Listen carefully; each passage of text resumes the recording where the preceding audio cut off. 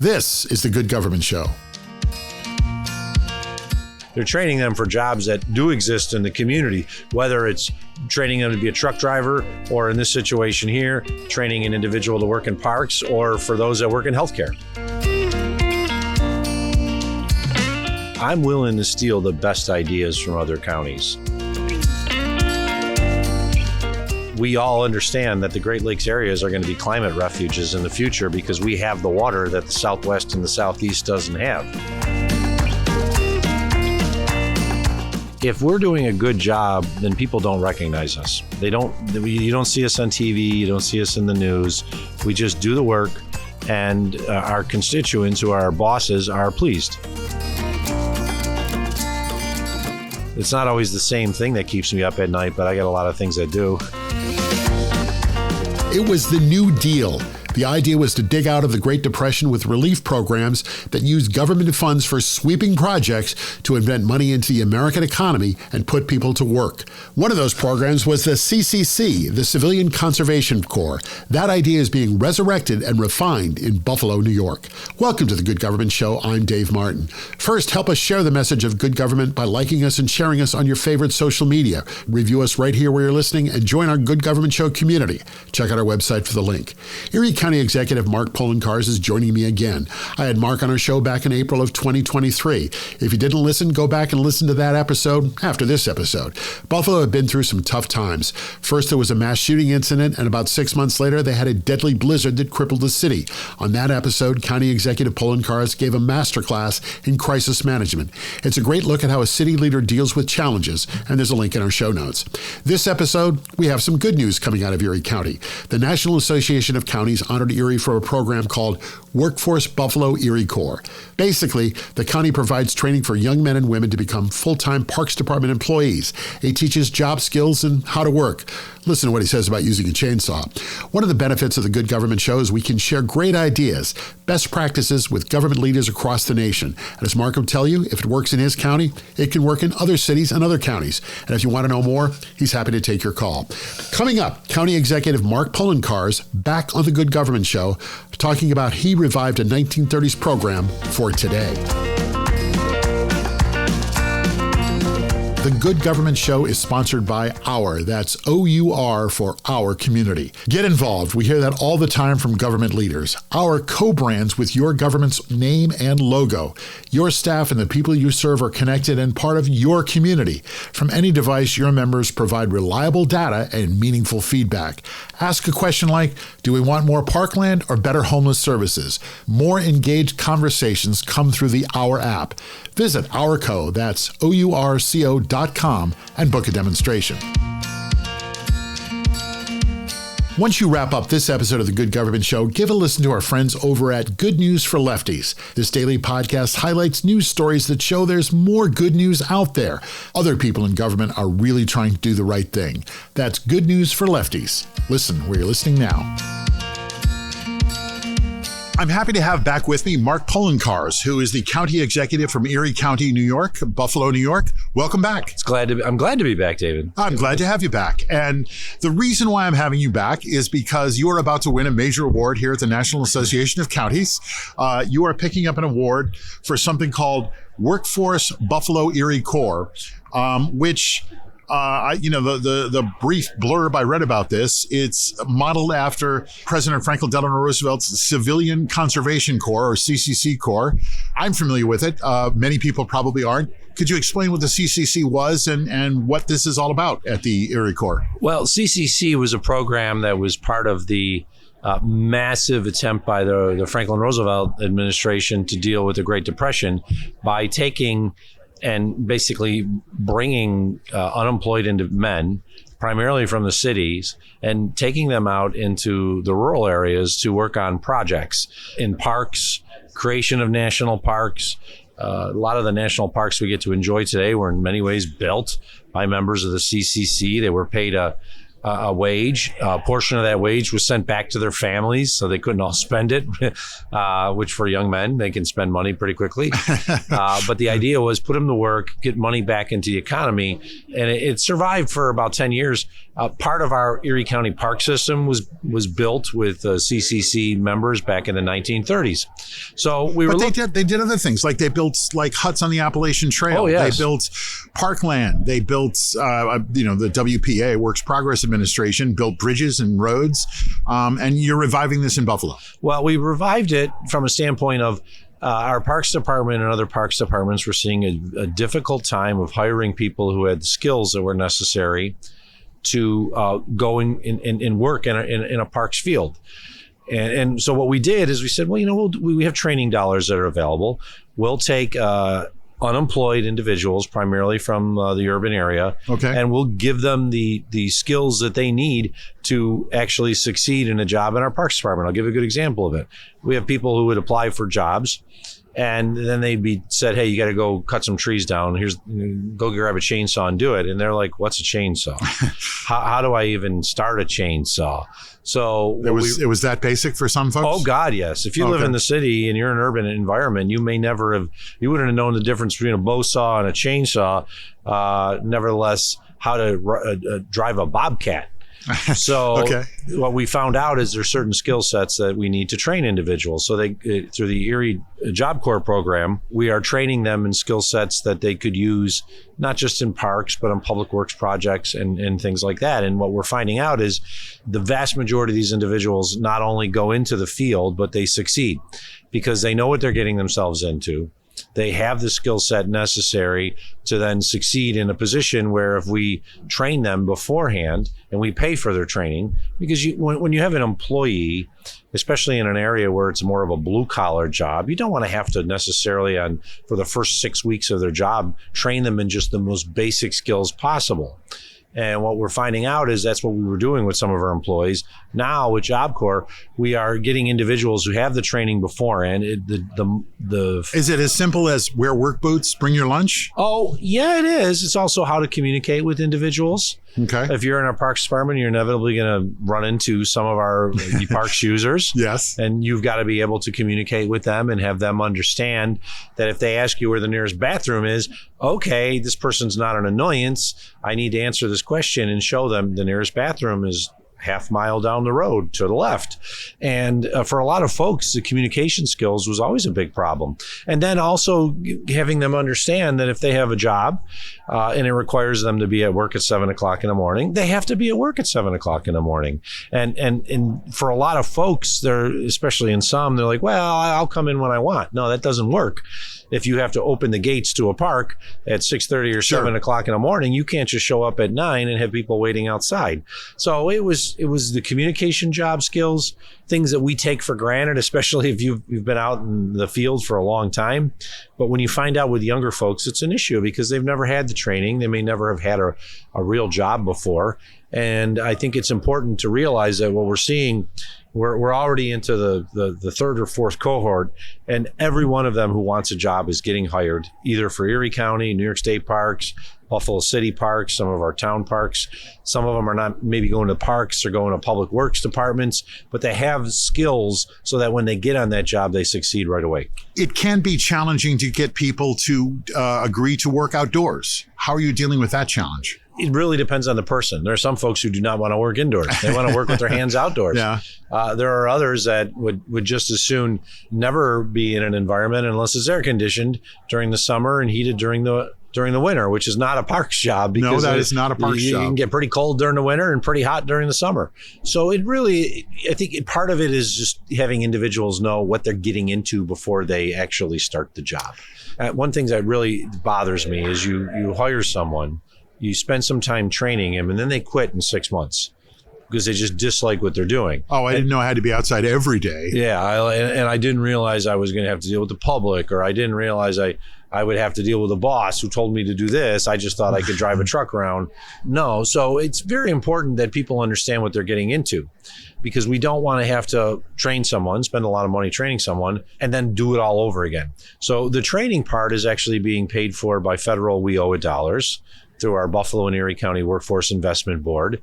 And so the nice thing is we're training individuals using federal dollars for programs that they're going to get hired if they want.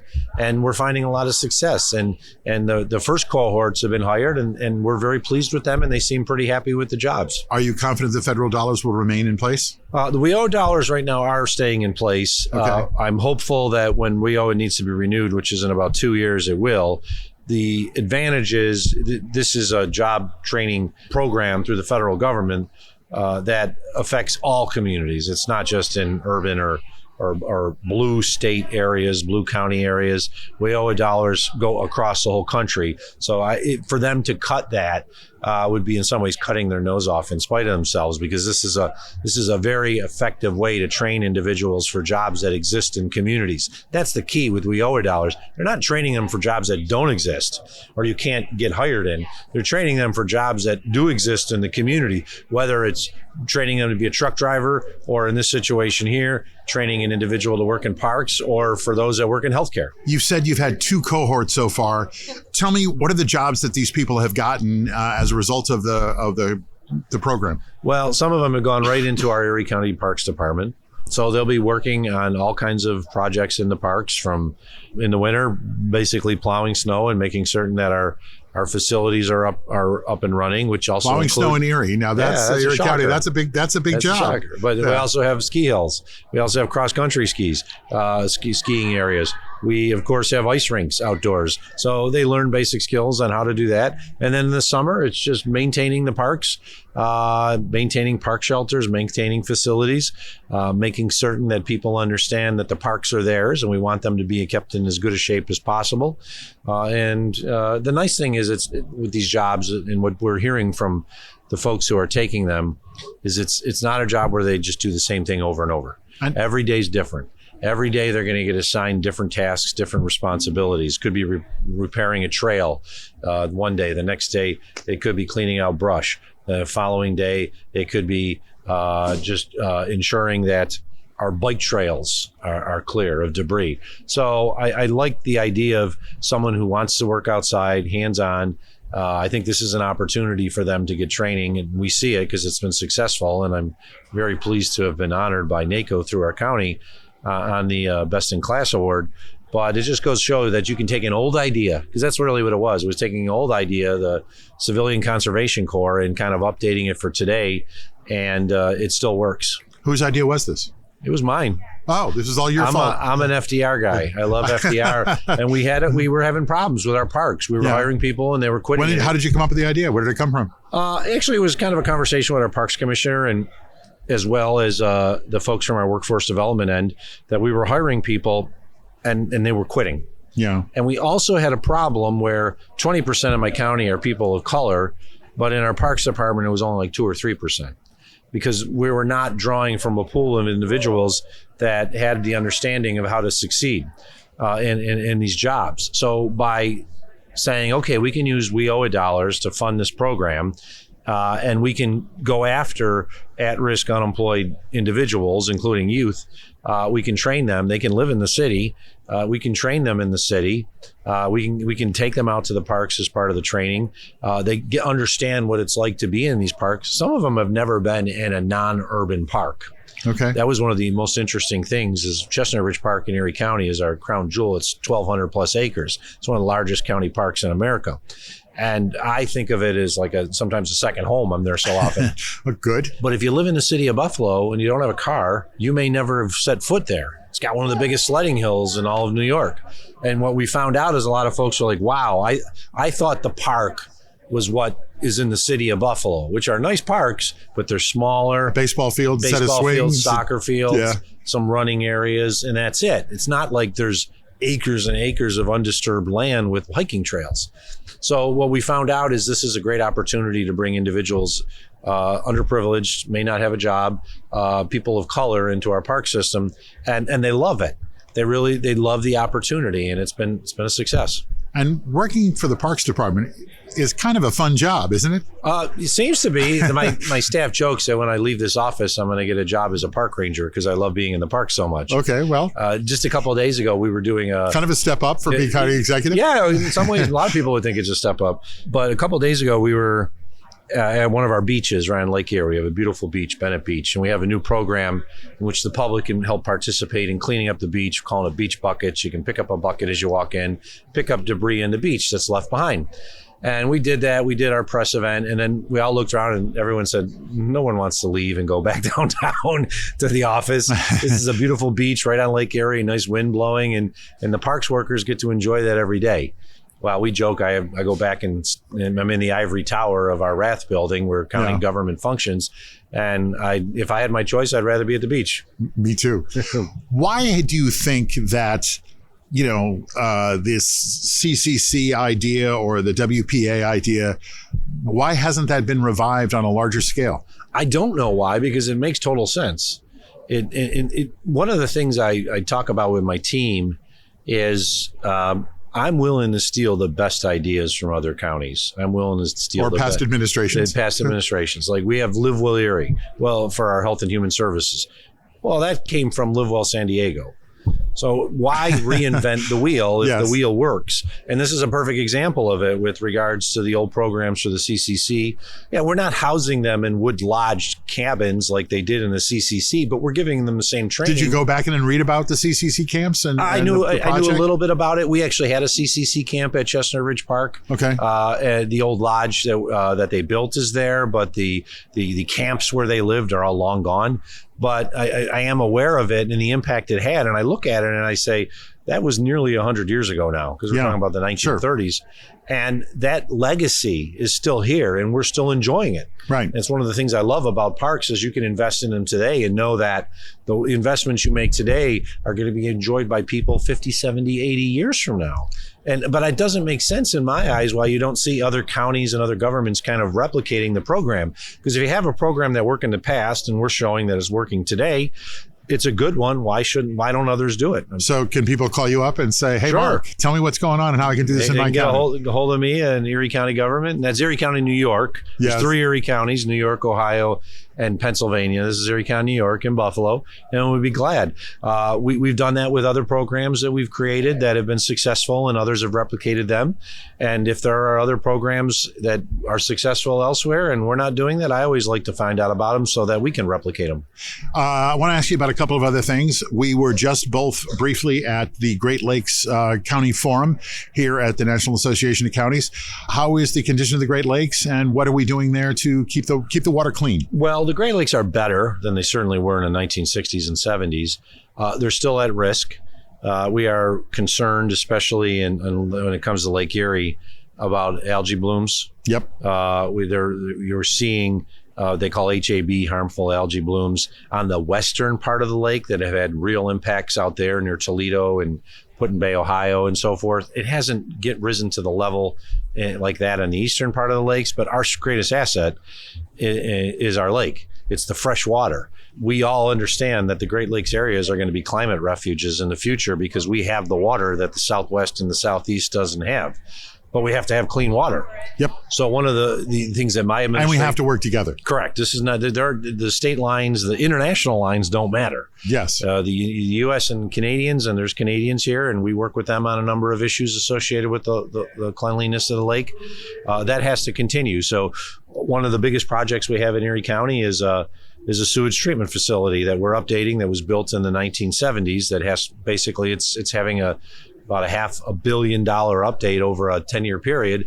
And the reason being is if we don't do that, then we have sewer discharges going into Lake Erie, which is not a good thing. No. And everyone needs to do that because we have to have a clean lake.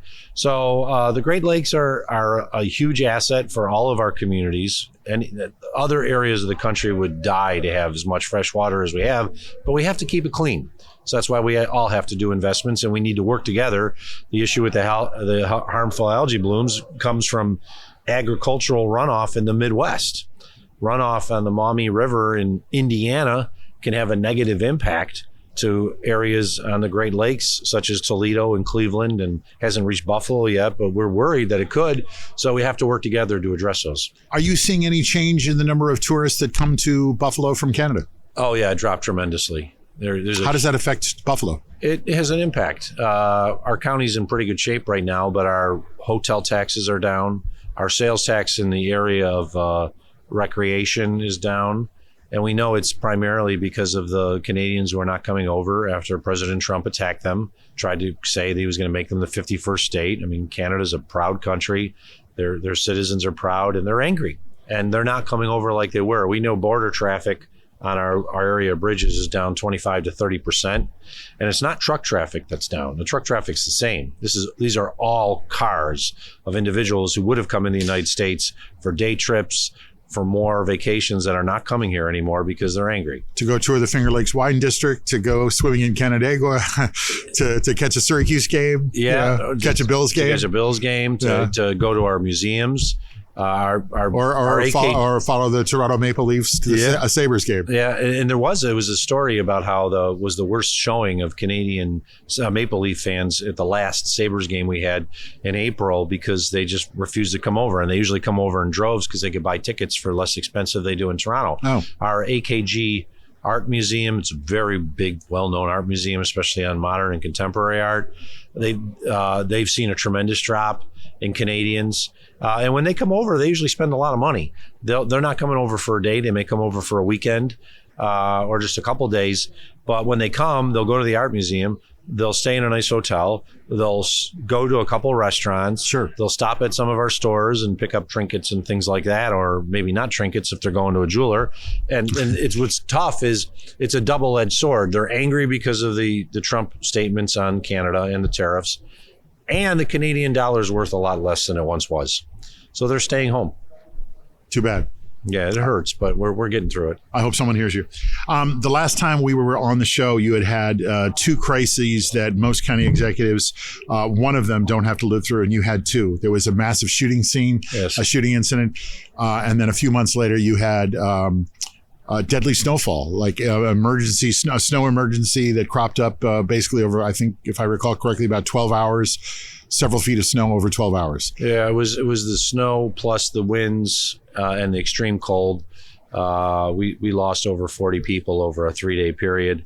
It was a terrible snowstorm. I feel for the folks in Texas, my county colleagues in Texas. I know they're taking a lot of heat because sometimes Mother Nature just does things that you can't handle. And in Buffalo, we know how to handle snow. But when you're having 70-mile-an-hour winds, which are actually shredding the snowflakes, that's what the Weather Service determined. Oh. The wind was blowing so hard it was shredding snowflakes. You have whiteout conditions. You can't see where you're going. Roads are getting backed up. People are stuck on roads. And the other part that was very dangerous with this was we didn't lose as many people like on the roads in cars. We lost people at home because a substantial amount of the community lost power for 3 days. And we had extreme cold, like 0-degree temperatures with minus 30-degree wind chills. And we lost quite a number of seniors who died in their home because we couldn't get to them because the conditions were so bad and they literally froze to death. What have you changed as a result of what you learned from that snowstorm? Well, number one, we've worked with the utility companies for them to harden their substations. They actually had substations that basically froze. The way substations work is they're pretty much open air. The idea is you use the air to come in and help cool the substation because of the amount of heat that's created in the process. Well, so you've learned all about substations in the last couple of years. I learned a lot about electrical substations. Right. And they realized they have to put not just temporary, but permanent. They had to build permanent structures around their substations, which would allow them to close the substation from the open air process. So normally they're open air. Even in the winter, they'll be primarily open air. But if they see that there's a problem, a very bad storm with extreme cold temperatures and winds coming, they now have the ability to close those entry points, which will prevent the substations from freezing. That's why we lost power. It wasn't because trees down, they took down power lines. It's the substations froze, which no one had ever thought of was going to be a problem. Yeah. So we worked with them. And then for ourselves, we bought some more equipment that allows us to go in the worst conditions. We had Arctic cats, so to speak, the tracked vehicles where you could have a couple people in them. We use them in our parks for grooming trails and things like that. Well, we decided we need to have bigger ones. So we bought some that have the capacity of holding 15 people at a time. Wow. And they have the ability to traverse ground that a vehicle cannot. So if we needed to go to a particular part of the city of Buffalo, we could take the Arctic cat out, and even in the worst conditions, it's going to get where it needs to go. And as a result of the shooting, which I know that was a horrible process and a long healing process, any lessons you took away from that you can help in the future? Well, I would never wish that on any community, even my worst enemy, so to speak. Right. It was horrible.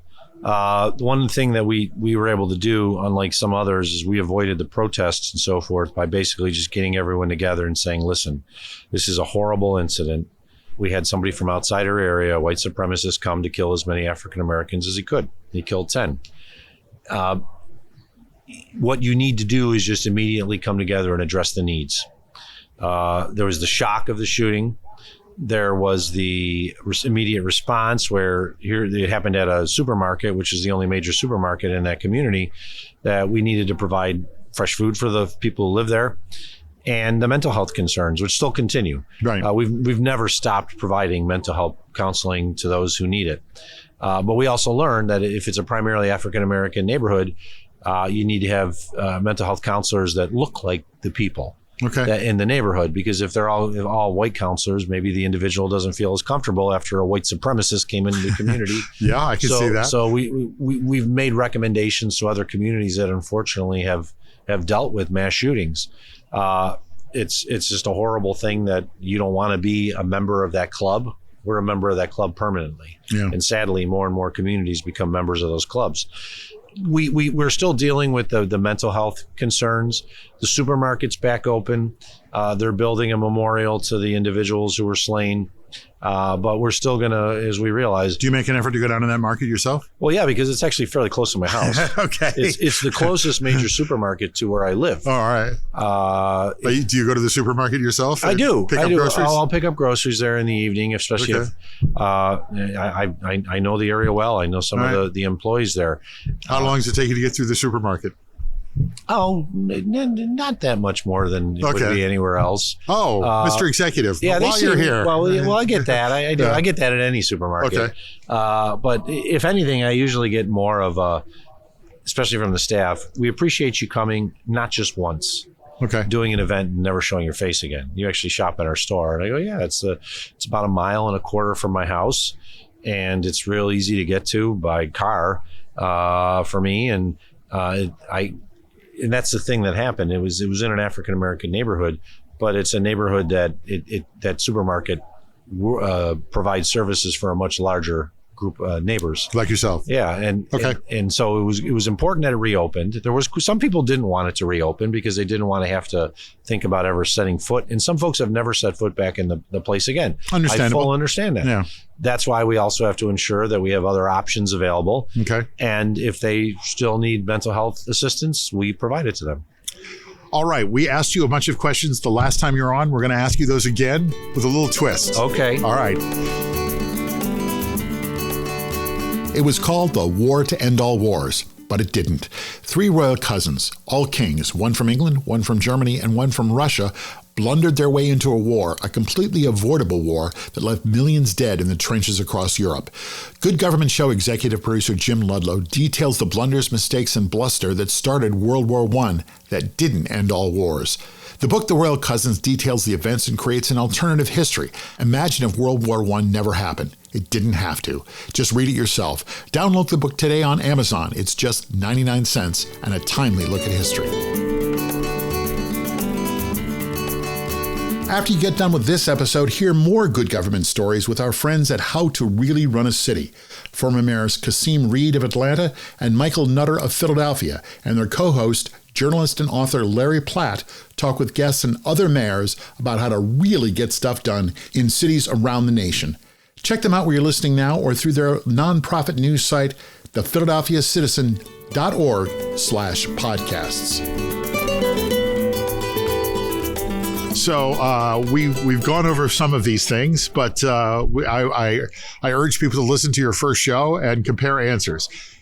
Here you are, since 3 years since we last talked.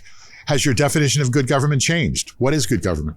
Well, I look at it, I tell my staff this, if we're doing a good job, then people don't recognize us. You don't see us on TV, you don't see us in the news. We just do the work. and our constituents, who are our bosses, are pleased. Okay. It's when things go haywire in governments, where there's financial crises or you hear of corruption and stuff like that. Yes. That certainly isn't good government. But I look at it as, if you're working very hard on behalf of the public and people just appreciate that government works for them and there's no problems, then I assume that's good government. How can people make an impact on government? They use their voice. What often happens is people say, "Oh, I'm just one person. I can't have an impact," and they can. The example is the beach buckets we just announced a couple of days ago. One person reached out to us and said, "Hey, I saw this in the South." And they leave these buckets out for people to pick up when they go to the beach to pick up garbage, and then they toss the garbage in the garbage bins, and then they put the bucket back. And that one person we talked about and said, "Yeah, it's a pretty good idea. Let's see if we can get this going with other parks and beaches." That one person made a difference. That program exists now because of that one person. So I think you have to use your voice. You have to understand that not every issue is going to get resolved the way you want. No, and you can't make everyone happy. And you can't make everyone happy. And there are some perpetual complainers who will always complain about no matter what it is, right. Everything. But you can have an impact. And one person can, even in a fairly large government. And I remind people, when it comes to Erie County, we represent about 1 million people. I'm county executive of a community that is a greater population than 5 states. And we don't get 2 senators. We got a couple congressmen, but we actually provide the same services and things as those states. So if you can make a difference in a government as large as mine in one person, you can certainly do it elsewhere. You had a career before you became a county executive. You've been a county executive for a long time. What got you into this and what keeps you in the office? Well, before I entered county government, I practiced law. And then I ran for the office of county comptroller in 2005, which is the chief financial officer of the county. In our county, it's an elected position, like the treasurer. I ran because I realized I could make as an attorney, I was making a difference in my clients' lives. But if I wanted to make a big difference in the community, I wasn't going to do it as an attorney. And I wanted to make a bigger difference in my community. So I ran as comptroller during the height of a fiscal crisis, when Erie County's finances were run poorly. I got elected. And then in 2011, I felt I could do a better job and leave a better lasting legacy than my predecessor. And I ran, and the people gave me an opportunity to serve, and I've been there since. But you actually do, if you do the job right in some of these positions, you can leave a lasting legacy in your community. And I'd like to think I did. Others will judge me on that. But it's a lot more than I could have as an attorney. 12 years, 13 years as county executive? This is the middle of my 14th year. 14th year. What would you like people to know about government now that you've been there for this long? Government is like anything, including in the private sector. It can be run exceptionally well. It could be run exceptionally poorly. It really depends on the team you have around you. A lot of people say you do a good job in county government, and I say, well, that's because I have a great team. And you have to surround yourself with good people. And you surround yourself with poor people, you'll have bad government, you'll make mistakes. I think government, in the end, is just trying to serve its bosses, which are the people. And we do react to what the people say because we have to. We're elected officials. And if things can be done better, then we need to do it better. I think people have a misunderstanding of government that it's super bloated, waste, fraud, and abuse. It's not. It's not. I was elected as a comptroller to go after waste, fraud, and abuse. And there's some there. There's always stuff that you can chip away at, but it's not this bloated entity. Most governments in some ways are running on shoestring budgets for the services they really have to provide. They may be big budgets, but it's never enough. I just think people need to understand that the people in public service are working very hard to try to deliver needed services in the community as efficiently as possible. And sometimes they get a lot of grief that for things that are completely out of their control, or with the assumptions that people have that are wrong. What's the best part of your job? Oh, it's having an opportunity to make a difference in people's lives, long-term legacy. I just had somebody come up to me and congratulated me for a program that we did that they loved. And I was like, oh, I appreciate that. And I'm glad to hear that, because you don't often get that. We often hear too much from the complainers, but when you have somebody come up and say, I really appreciate what you did with that park. I really appreciate, we created a an app for phones called Erie Path to help people who are having mental health issues. And the person told me, he said, I didn't know where to turn, and I saw the ad for it. I went online and I got everything I needed on my app. I didn't have to feel uncomfortable talking to someone. Oh, that's good. So it's things like that's rewarding. What keeps you up at night? Oh, everything. Budgets, issues associated with emergencies. There's a lot that keeps you up at night when you're working in government, especially in my position where I've got 35 department heads under me, from everything from mental health to parks to libraries, social services, emergency services, fire safety. It's not always the same thing that keeps me up at night, but I got a lot of things that do. Okay. Well, this is the next question I usually ask everyone is, what's your favorite local dish? We've talked about buffalo wings. Yes. Tell me something about Buffalo that people don't know. Well, first off, everyone thinks it's this frozen tundra wonderland, winter wonderland, which it's not. We get some bad storms during the winter, but most of the time we don't. In parts of Buffalo, they almost have never any snow. I'm a cross-country skier, and I've hardly cross-country skied the last couple of years because we just haven't had a lot of snow, except for an occasional big storm. Right. I think the other thing, too, is when people think of Buffalo, New York, and they hear New York, they get that New York City mentality. We're more like Cleveland, Pittsburgh, and Detroit. Okay. We're 1.5 hours from Toronto. By driving, we're 6.5 to 7 hours from New York City. Yes. And we're 3 hours from Cleveland, Pittsburgh, and Detroit. So it's much more a Midwestern city. And it's a city with great restaurants, a lot of mom and pop shops, not chain restaurants. Has great arts and culture. It was one of the top 10 population-sized cities in the beginning of the 20th century. It's not anymore. It's about 50th. But we still have all the arts and cultural institutions we did back then. And as a result, we have this incredible collection of institutions like our Philharmonic. And thankfully, we're not losing that. When's the last time you had buffalo wings? Probably a couple weeks ago. Okay. It was a combination, buffalo wings, chicken wings as we call them back in Buffalo, and beef on weck, which is roast beef, shaved very thin on a Kimmelwick roll, which is an old German roll. All right. Which is caraway seeds and salt on the top. You put a little horseradish on, that's it. Tasty. If you go to Buffalo and you go to a lot of restaurants, you'll see a special. Beef on weck and wings. Get that. Just not the wings. Get the beef on weck and wings. Well, we're here in Philadelphia. How does it compare to a Philly cheesesteak? It's different. Okay. It's a different sandwich. All right. Okay. So I love Philly cheesesteaks, but it's a different meat. The beef on weck is a really high quality prime cut of the beef. Not to say our friends in Philly don't have prime beef. It's a little different. Okay. All right. I'll let you get away with that.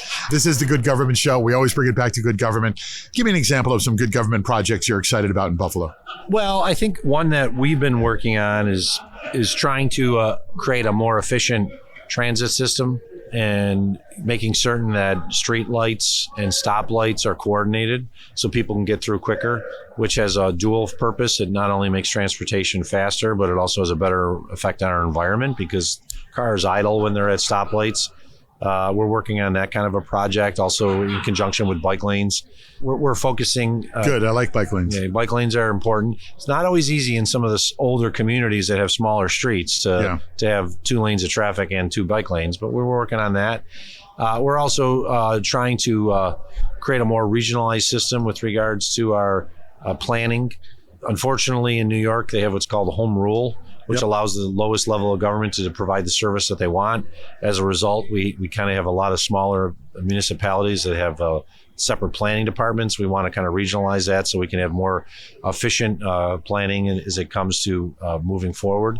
That's just one of many things we're working on. It all sounds like good government. I would like to think so. Well, once again, a pleasure catching up with you and talking with you again. Mark Poloncarz, the county executive from Erie County, and congratulations on your NACO Workforce Buffalo Erie Corps Award. Thank Congratulations. you, David. I appreciate it. Thank you, and thanks for coming on again. Good to catch up. It was my pleasure.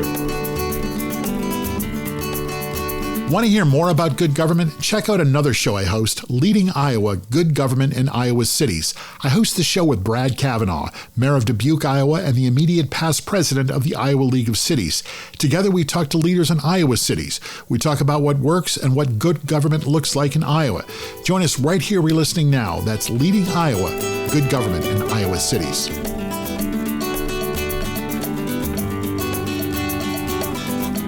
It's an old idea, and we updated it for today. That's how Erie County Executive Mark Poloncarz described his, quote, new program, unquote. It's called Workforce Buffalo Erie Corps. One of the great stories we hear on the Good Government Show is how great ideas come from somebody else. In this case, the county executive in Buffalo thought about how an old program from the days of FDR could work today. A little modernization, and it's a new good government program. And that's good government. You don't need to reinvent the wheel, just tweak it a little bit for today. Mark Poloncarz did that. You want to know more? Give him a call. And good luck to his future as a park ranger, but not just yet. He's still a county executive. Well, that's our show. Thanks for listening. Please like us and share us with your friends and review us right here where you're listening. And check out our website, goodgovernmentshow.com, for extras. Help us keep telling stories of good government in action everywhere. Join us again for another episode right here. I'm Dave Martin, and this is The Good Government Show.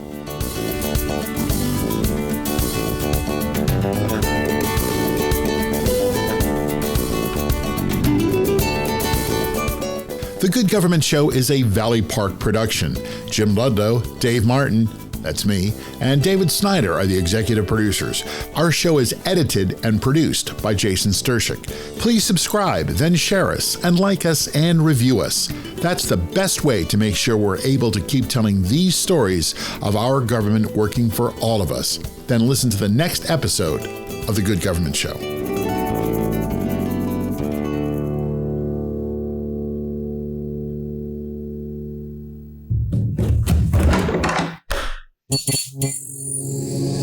This podcast is part of the Democracy Group,